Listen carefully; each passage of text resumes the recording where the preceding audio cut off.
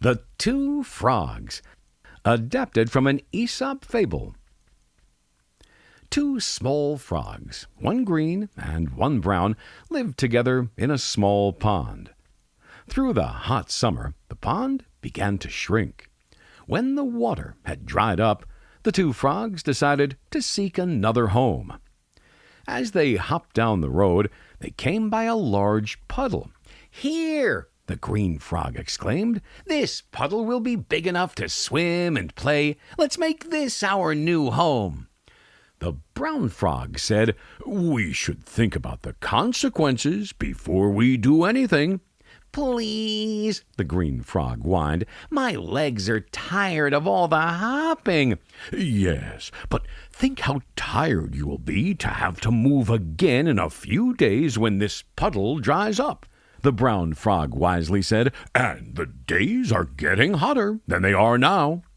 So the two frogs continued to hop down the road. Soon they came to a stone well. Hopping upon its rock wall and looking in, the green frog exclaimed, "Here is a nice place to live. Let's jump in and relax from our long day."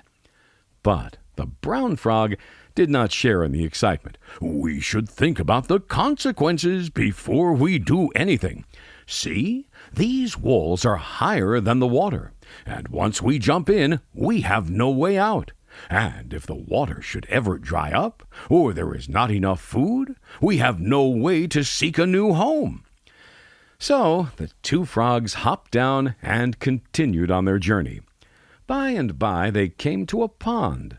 Standing on the edge of the bank, the brown frog said, "This looks like a great place for us to live." This time the green frog said, "We should think about the consequences before we do anything. This pond is no bigger than our last home started out. What if it too should dry up?" The brown frog considered his friend's words, then said, "We are over halfway through the summer, and in the spring it will be twice as big as it is now."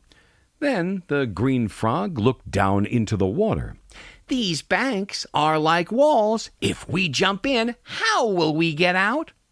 "All around the pond there are fallen branches and rocks," croaked the brown frog. "And on that side of the pond the slope is more gradual. We will have no problem hopping out if a need comes up."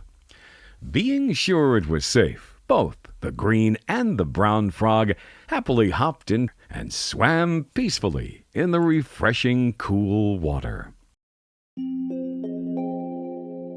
If you enjoyed this Regifted story, please remember to like and subscribe for more content.